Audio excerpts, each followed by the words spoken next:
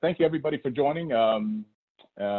Here, obviously, we've been hosting these virtual demonstrations from Rhino Toolhouse the last couple of weeks. We understand that and respect the seriousness of the coronavirus crisis going on, and we're exhibiting and behaving accordingly, practicing social distancing. Naturally, a lot of folks working from home these days, as we are, washing our hands frequently, sanitizing frequently, and obviously we're sympathetic and empathetic to all our colleagues who are and clients that are struggling with this as well. So we look forward to continuing our efforts here to be able to still maintain some semblance of normalcy and demonstrate some of the unique solutions we're able to offer. So if you're not aware or familiar with Rhino Toolhouse, one of the things that separates us from our competition and in the marketplace is that our ability and our mission statement, our mission actually to leverage the innovation available in the marketplace. And the reason we do this is to accelerate your performance, all of our clients' performance. That's the goal. This is why we exist. So today, we're fortunate to have the folks from Extremiti3D partnering with us, and we're going to have a remote share or remote screen going back and forth. Mr. Barry Hand, who you may see in the corner of your screen, broadcasting from Charleston, South Carolina. It's an interesting time these days. As you can see, I'm in my home office here. My office manager, or AKA dog, isn't with me right now. We'll see if he disrupts our conversation before long. But I've learned some new things. As I've taken a lot of conference calls and things like this outside, sometimes I'll step out on my back deck. I started noticing a lot of carpenter bees, and I found out that the best weapon to battle carpenter bees is a tennis racket. In fact, today alone, I've taken out about 10 or 12 of them. So hopefully my deck will be saved before too long. So anyway, just a note on the controls on the screen. If you hit the control panel in the Zoom meeting under More, you'll find a chat option. So throughout the conversation in the next 20 minutes, half hour, if you have any questions, we'll have a Q&A session towards the end, and we'll be sure to try to address as many of those as we can during the call.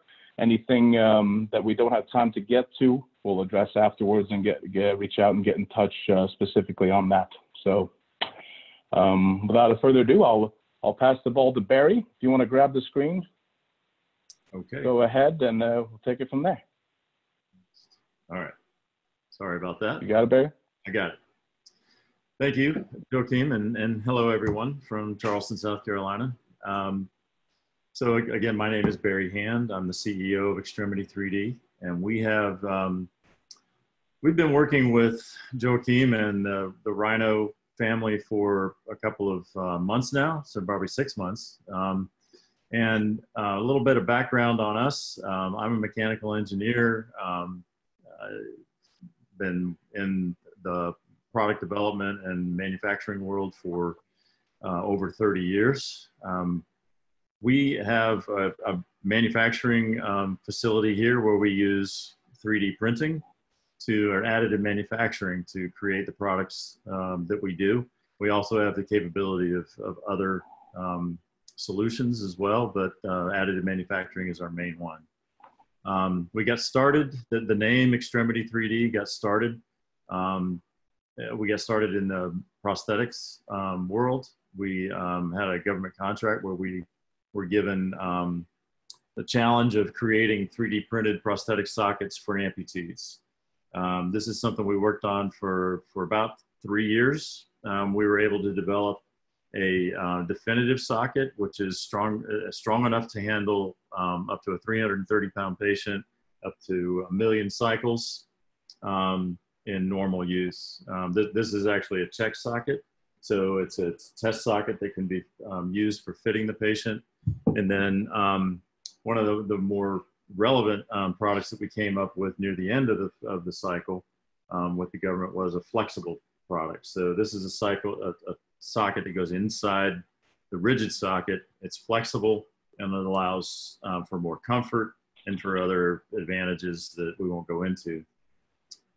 This is made out of TPU.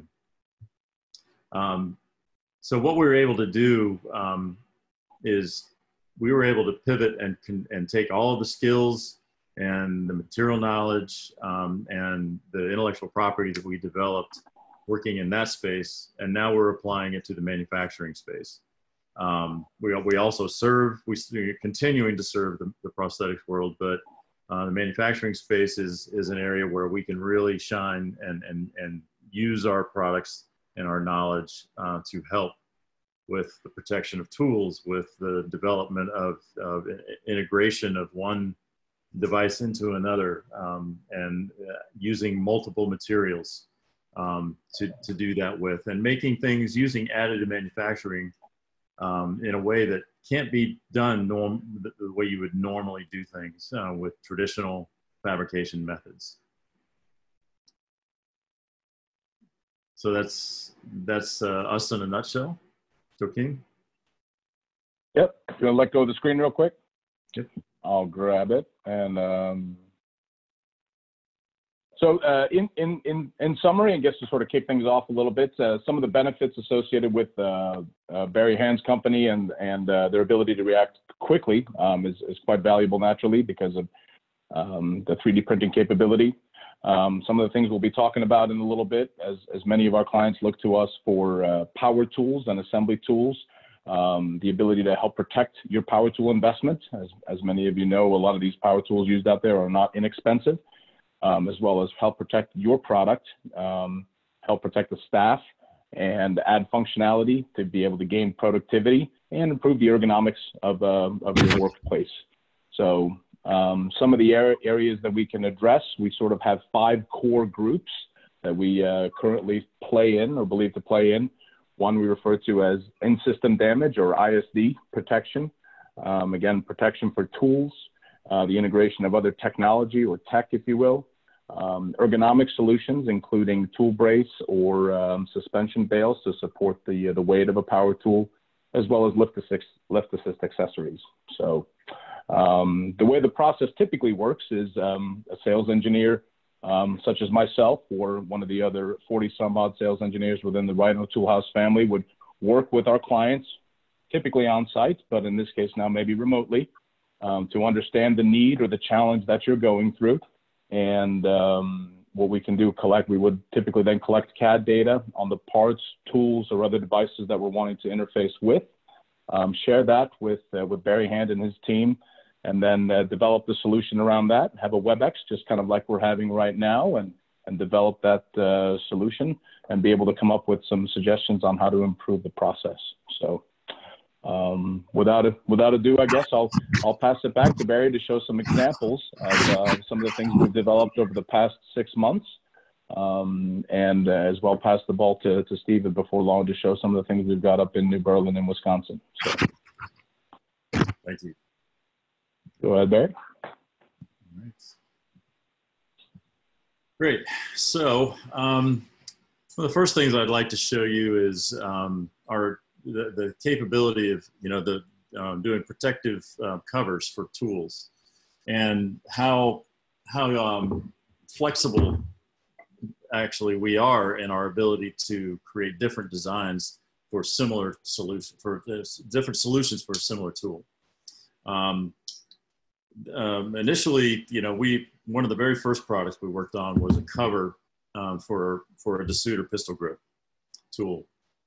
And this cover, obviously, it protects the tool. It allows you to have access to your interfaces, see lights. So we worked with the engineers at the manufacturing facility that first ordered this to determine, what exactly needs to be accessed and used and covered, what can be covered, where it can be, like for instance, we need access to the fan on the back. We were able to accommodate all of these requirements, but then they said, well, you know what, we've got a need for pinch protection, and so the gloves are getting stuck or caught when they're using it. Can you provide something that'll prevent that or reduce the chances of that happening? So we were able to extend the cover long enough to go beyond the tool interface and provide, for multiple size tools or accessories to be attached. And the other requirement on one of them, so that product is just going to be made for that. But then they say, you know, we've got a Nexinar tag that's on the top of some of these tools. So, you know, for 10 of these tools, we've got, you know, 70 in the plant. We got 10 of these. We've got this Nexinar tag. Can you cover and protect that as well? Well, we're able to do that. So we can make, you know, one set of tools that's just a simple cover. One design that's the Nexinar tag design. Or, you know, I'll show you here in a minute, just a pinch protector. So that kind of gives an example of all of the different potential solutions that can be incorporated into just one product. Another example is just the pinch protector. So if you can see, what we were able to do is create a pinch protector just for the end of the right angle tool. This is removable, but it's a snug fit, so it's not gonna fall off during aggressive use. But it also accommodates a large number of accessories to be attached, and it accommodates the ability. You have a hole here, so you can, you know, activate the release pin. We're also able to. I want to show you that, you know, these are all DeSutter right angle tools, but they're all different, right? So each one's got a different head. So each one takes a different design, different sizes, but we're also, you know, we're able to accommodate a common inner sleeve. So this is a flexible outer, very, you know, protective for the tool, but then a rigid support for the inner accessories. Another product actually was one of the first ones we did. That was for a DC tool for a customer of Joachim's. And this product was actually in use. It was being damaged every time it was being used. So it would rub up against a break or an item that was on the production floor. But it was also occasionally damaging car parts that had to be reworked. So they were using, as I understand the story, a pool noodle and duct tape to cover this thing to keep all this damage from happening, because it's very expensive. We were asked to create a more permanent solution, something that wasn't going to wear out every day, something that looked better. So we were able to take the CAD file, a 3D CAD file, and then create the inner sleeve for that product. And then this is it's a TPU inner sleeve with a nylon outer sleeve. This nylon outer sleeve is able to be rotated so that different parts of it can take the abuse. And when that eventually wears out, it can be removed. It's just got tie wraps and replaced very easily. Another solution that we have done was for material handling solutions. This product you may be familiar with is a Gorbel pendant. It's got on the front, it's got an emergency stop button. During use, the workers on the floor were accidentally hitting this emergency stop button. And what they asked for was a way to prevent that emergency stop button from being accidentally pushed. And so we created the shroud that went around it, also provided a protective tool cover to go over the top of that, but also, you know, continuing to allow, you know, cables and access, you know, where it's needed on the tool.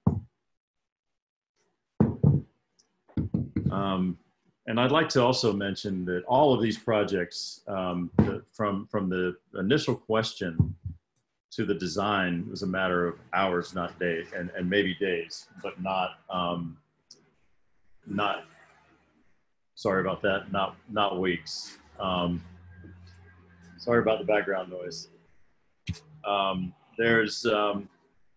then, you know, the way we were able to take these projects, we create a design, we give it to the customer to approve. As Joachim said, we can do that online. You know, we can do it face-to-face via, you know, video chat, or just, you know, emails, however you want to do it. We work with every medium we can. Another product that we have done is a tool holder. All right, so we were asked to create a tool holder that would accommodate a small Suitor pistol grip tool, as well as a larger pistol grip tool. And it would be a tool that would be able to be mounted underneath a bench. So the tool would mount like this, or you could mount it backwards. You could also mount your tool upside down, backwards. Another requirement was that it would mount on top of the bench and provide a place for, say, 5S solutions, so that there's a place for your tool to sit on top of the bench. And there's also, we have pads that can be placed here to make this groove area smaller. So you can see, we're able to take a simple request and design it so that it can accommodate multiple solutions.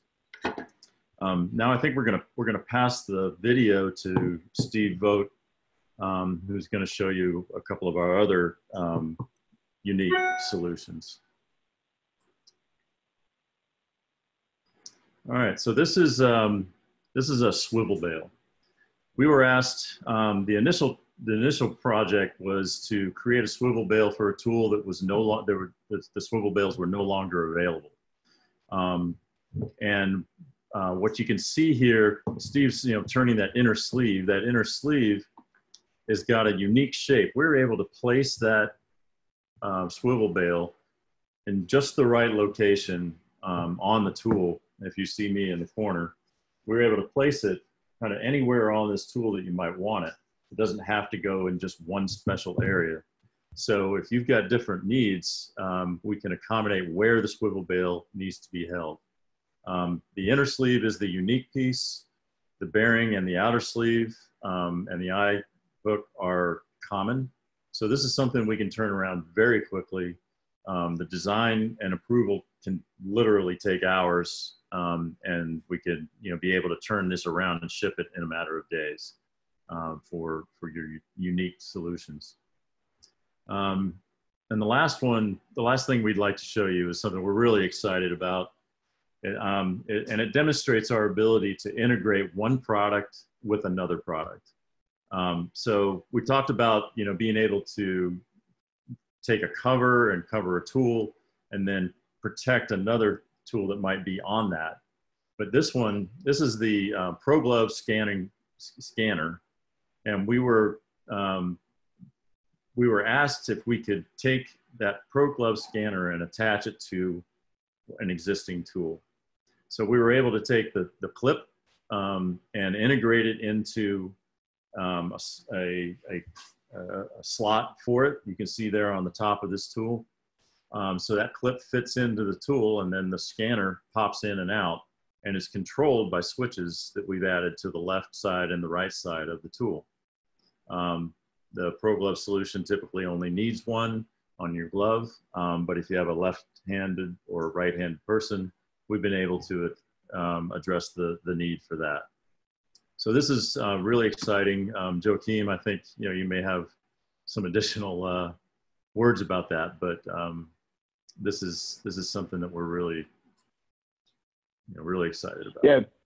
Yeah, it's pretty exciting because it the ProGlove technology, which some of you, if you've been taking part in this series, have seen we demonstrated previously, is an exciting product to help all our customers improve their, again, productivity and reduce scanning times in manufacturing. But now we've taken that standard ProGlove solution and adapted it to power tools so that you can still continue to use the standard scanning product regardless of the tool brand or tool configuration that you've got, leveraging the 3D printing capability from Extremiti3D. So pretty exciting stuff. There's an example of a right angle tool with an accommodation. And again, if the orientation of that the scanner location isn't ideal, well, you let us know where you want it. We can put it more or less anywhere, as long as it makes obviously ergonomic sense and doesn't disrupt your process. So I think it's pretty powerful stuff. Okay. That's all we have So, for the moment. well, for the moment, I'll grab the ball back. Excuse me, I'm having to switch between two cameras every time I grab the ball in the screen. So, at the end of the day, what we want to try to convey here through this call is the ability for us to react quickly to unique and interesting problems or nuisances, quite frankly. Oftentimes we see a lot of our clients that have challenges that are sort of that if they could be solved or quickly and easily and relatively cost effectively solved, it's something you could tackle.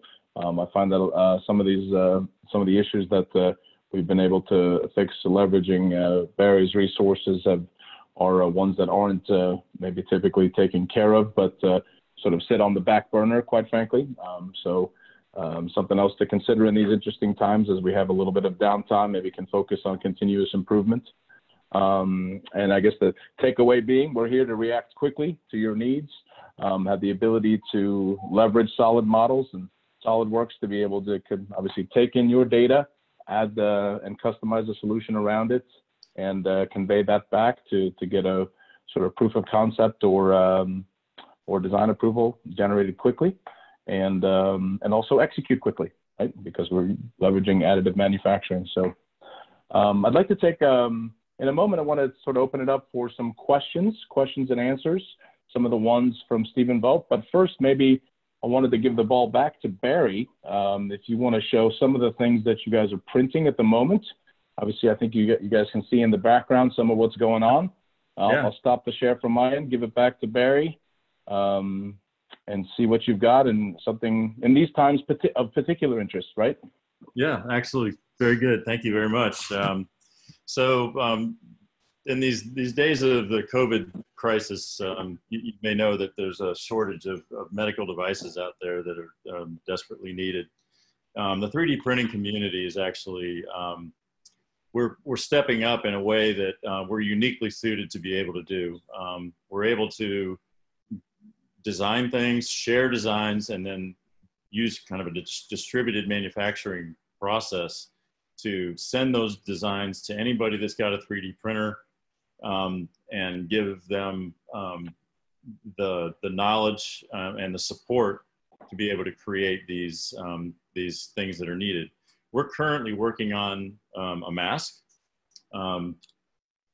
So this is a unique mask that was designed and then by someone else, but modified by us. We're using a HEPA filter in that mask, and then we're printing several of them. You can see right here. Let me get that in the picture. So we just finished printing that one right there, and so we're able to provide several of these a day on each printer that we have. This printer over here, we're currently printing a solution for one of our customers. It's a tool cover, so it's in the process of being printed right now. We have several printers. We have high-speed printers. We have the ability to do lots of different solutions.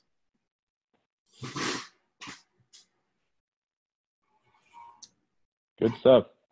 Okay. So I think at this time, I don't know, Stephen, if you want to grab the ball on your screen, and we could go through some of the Q&A. Yes, sir. First question here. Could you please talk about the materials that you use for printing these parts?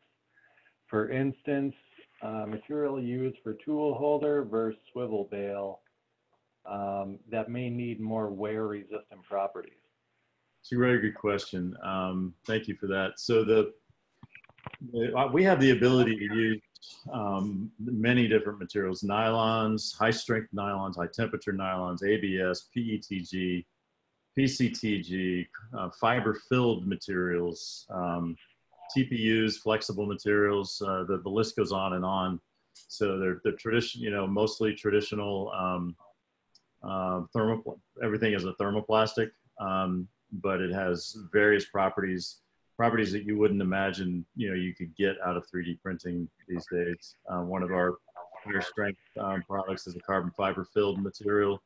There's also a high temperature carbon fiber filled material. So like for the tool holder, that's a high strength material, high strength PLA. But for the swivel bale, for instance, we're actually able to print with a bearing material created by one of the large bearing manufacturers in the United States. They provide 3D printing filament. So we've learned how to use that, and we can create a nice slippery inner ring with that material. And then the outer part and the inner part are high strength nylon. So lots of different solutions available, and it's always changing. All right, next question here. What if I don't have CAD? So if you don't have a CAD file, obviously that's our first desire. Our first choice would be to have a CAD file. We can take your tools, like you can send the tool in, and then we can scan that tool and reverse engineer the solution, put the cover on. We can also take measurements of the tool where it's critical. So we have the capability of doing something for you if you don't have the CAD file. For instance, for say plugs or special shrouds that might go over panels, those kinds of things, we could scan that product. Another question here. I'm hearing a lot about 3D printed masks to help with COVID-19. Are you looking at a solution that can be used in a manufacturing facility? We are. This one actually could be used. It's a very simple design. It's not necessarily N95 replacement, but it does have the capability of being. You can just throw it in your dishwasher, to disinfect it. It's also been tested with industrial disinfection machines that are used in hospitals, and it's got a replaceable filter. So this is a disposable filter that you would toss and put a new one in. And we have solutions that, you can actually, we have a solution if you desire that you can use the frame that we provide with it and use HEPA filter material to create your own filters for it.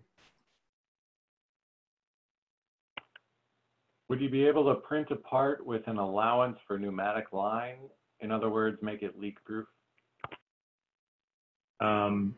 Make it leak proof so that we can make the lines run through a part. So if you had a pneumatic line that needed to run, say on the outside of your tool or in a very specific location, we can accommodate that just similarly to the way we made these channels for the tie wraps in this part. It would be very similar for running other lines through that. I don't know if I'm answering your question, but I think that is a way that we can accommodate lines. Cables are the same thing. You can run wires through. That's what we do with the ProGlove solution. We run the wires actually through the wall on the inside of that cover. Says you answered the question. Next question, for the sleeve on the pistol tool, how hard are they to remove or replace? Well, they don't just fall off. But you can take them off. I'm gonna risk doing this live. It never made so actually worked really easily. So as you can see, it wasn't easy to take off, but it is it's doable. And because this material is flexible, we're able to that went fairly well.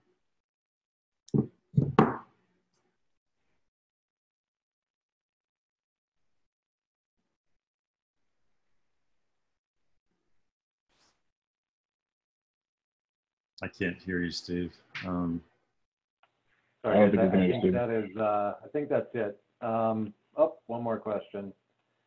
Are you restricted on size of parts? Very good question. For the For the flexible material, yes. Our build area is about 14 inches by 14 inches and 24 inches tall. That's a very big part. But it kind of depends, you know, like I showed, you know, this flexible socket is about 12 inches tall, and 4.5, 5 inches in diameter. We'll be glad to look at anything you have. If there's not something that we can make in-house, we have the ability to get them made by some of our partners. For rigid materials, we have a much bigger volume, and if you have a specific request, go ahead and send it, and we'll be glad to look at it.